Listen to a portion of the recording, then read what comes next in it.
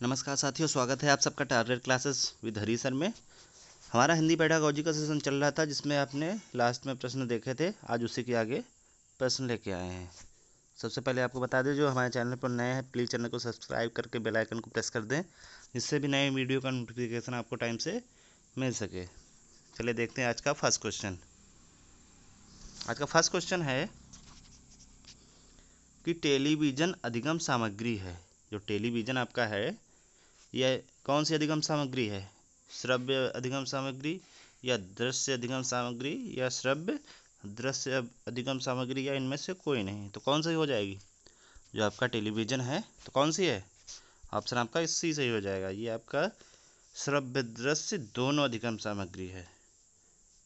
चित्र भी आते हैं और आवाज़ भी आती है, तो ये श्रव्य और द्रव्य दोनों अधिगम सामग्री हो जाएगी।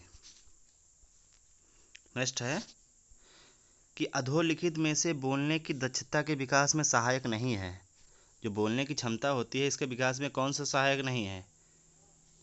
ऑप्शन ए देखते हैं, वाद विवाद प्रतियोगिता या प्रश्नोत्तरी या वार्तालाप का आयोजन या श्यामपट्ट का प्रयोग। तो इसमें कौन सा सही हो जाएगा? ऑप्शन आपका डी सही हो जाएगा। श्यामपट्ट का प्रयोग ये बोलने की दक्षता में सहायक नहीं होता है। बाकी वाद विवाद ये सहायक होता है, प्रश्नोत्तरी वार्तालाप का आयोजन ये तीनों बोलने की दक्षता के विकास में सहायक होते हैं। श्यामपट्ट आपका नहीं हो जाएगा। नेक्स्ट है कि आप सस्वर पठन में अनिवार्यता किस साहित्यिक विधा का समर्थन करेंगे? जो आपका सस्वर पठन है, इसमें किस साहित्यिक विधा का समर्थन करेंगे? देखते हैं, एकांकी का या यात्रा वृत्तांत का या जीवनी का या आत्मकथा का? किसका हो जाएगा? ऑप्शन आपका एकांकी का। जो आपका सस्वर पठन है, इसमें अनिवार्यता जो एकांकी है, इसमें साहित्यिक विधा का समर्थन करेंगे। ठीक है। नेक्स्ट है आपका कि बहुसांस्कृतिक पृष्ठभूमि वाली भारतीय कक्षाओं में भाषा शिक्षण के लिए अति आवश्यक है। तो क्या आवश्यक है? ऑप्शन ए देखते हैं, परस्पर बातचीत के लिए अनेक अवसरों का निर्माण, या विद्यार्थियों को श्रवण व लेखन कौशलों के अधिकाधिक अवसर देना, या विद्यार्थियों को भाषण व लेखन कौशलों के अधिकाधिक अवसर देना, या लक्ष्य भाषा के विभिन्न भाषिक तत्वों का अधिकाधिक अभ्यास कराना। तो इसमें कौन सा सही हो जाएगा? जो बहुसांस्कृतिक पृष्ठभूमि है, भारतीय कक्षा में भाषा शिक्षण के लिए अति आवश्यक क्या हो जाएगा? ऑप्शन आपका ए सही हो जाएगा, परस्पर बातचीत के लिए अनेक अवसरों का निर्माण करना। मतलब आपसी बातचीत से उनमें भारतीय कक्षाओं में भाषा शिक्षण का विकास हो जा सकता है। ठीक है, ऑप्शन आपका ए सही हो जाएगा।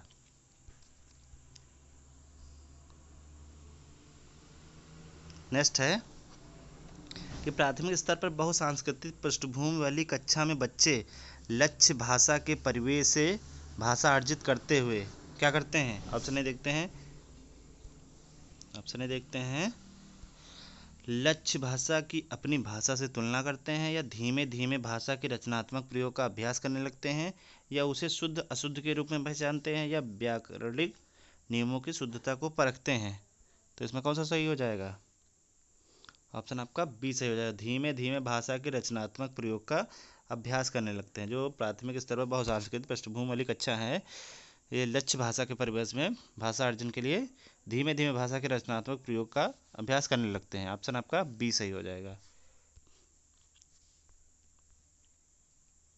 नेक्स्ट है कि बच्चे जो बच्चे हैं प्रारंभ से ही क्या होते हैं? एक भाषिक होते हैं, द्विभाषिक होते हैं, बहुभाषिक होते हैं, या भाषा में कमज़ोर होते हैं? जो प्रारंभ में बच्चे होते हैं क्या होते हैं उनकी भाषा? तो इसमें कौन सा सही हो जाएगा? ऑप्शन आपका सी सही हो जाएगा, बहुभाषिक होती है, उनकी भाषाएं अनेक होती हैं, कुछ भी वो बोलते हैं। ऑप्शन आपका सी सही हो जाएगा। नेक्स्ट है कि भाषा सीखने सिखाने की प्रक्रिया में का आधार मुख्य है। किसका आधार मुख्य है?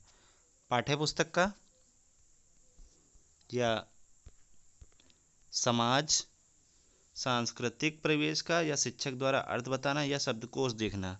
तो इसमें किसका हो जाएगा ऑप्शन, इसमें कौन सा सही हो जाएगा, आधार मुख्य कौन सा हो जाएगा आपका, ऑप्शन आपका बी सही हो जाएगा। जो समाज सांस्कृतिक परिवेश है वे भाषा सीखने में अति महत्वपूर्ण होता है। नेक्स्ट है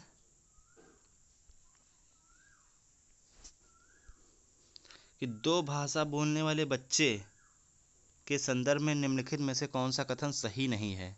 सही नहीं है, ये नहीं बताना है। देखते हैं, वे अन्य भाषाओं पर ही अच्छा नियंत्रण रखने की योग्यता रखते हैं, या वे शैक्षिक स्तर पर भी ज़्यादा रचनात्मक होते हैं, या उनमें ज़्यादा सामाजिकता और सहिष्णुता नहीं पाई जाती है, या विविध सोच में ज़्यादा अच्छा प्रदर्शन करते हैं। तो इसमें कौन सा नहीं हो जाएगा, ऑप्शन आपका सी सही हो जाएगा। उनमें ज़्यादा सामाजिकता और सहिष्णुता नहीं पाई जाती है, ये गलत है, इस उनमें पाई जाती है। ठीक है, नेक्स्ट है एक से अधिक भाषाओं का प्रयोग। जो एक से अधिक भाषा का प्रयोग है, देखते हैं। ऑप्शन ए भाषा सीखने में बाधक है, या संज्ञानात्मक रूप से समृद्ध होने का संकेत है, या अन्य भाषा सीखने की प्रक्रिया को धीमा बनाता है, या बच्चों को किसी भी भाषा में निपुणता प्राप्त नहीं करने देता है। तो इसमें कौन सा हो जाएगा, एक से अधिक भाषाओं का प्रयोग क्या करता है, ऑप्शन आपका बी सही हो जाएगा। संज्ञानात्मक रूप से समृद्ध होने का संकेत है, एक से अधिक भाषाओं का संज्ञानात्मक रूप से समृद्ध होने का संकेत होता है। ठीक है,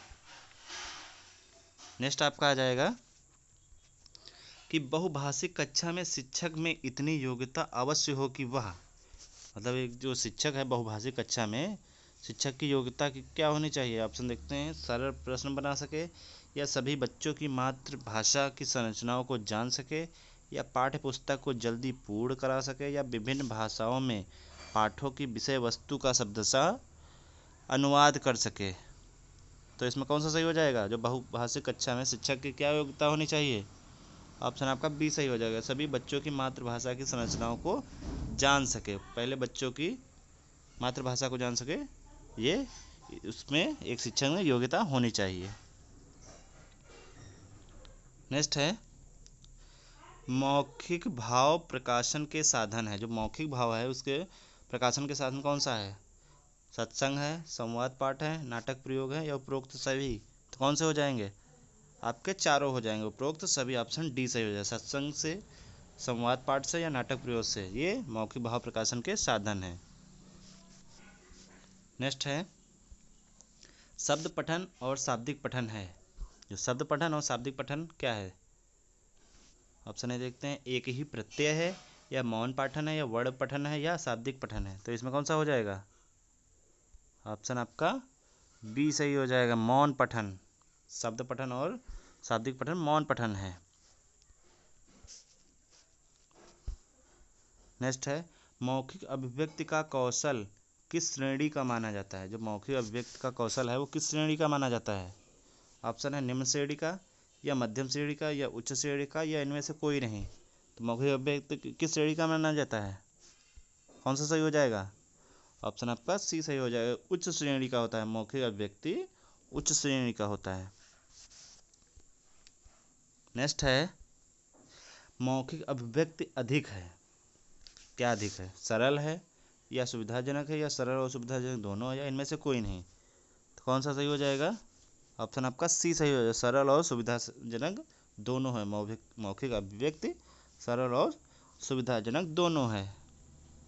ठीक है, नेक्स्ट है स्वतंत्र मौखिक किसे कहते हैं। स्वतंत्र मौखिक, ऑप्शन है कला, या लिखना, या पढ़ना, या इनमें से कोई नहीं। तो इसमें कौन सा सही हो जाएगा, ऑप्शन आपका ए सही हो जाएगा, कला। स्वतंत्र मौखिक कार्य किसे कहते हैं, कला को कहते हैं। जो आपकी कला है स्वतंत्र मौखिक को कहते हैं। ठीक है, नेक्स्ट हम कल देखेंगे। धन्यवाद।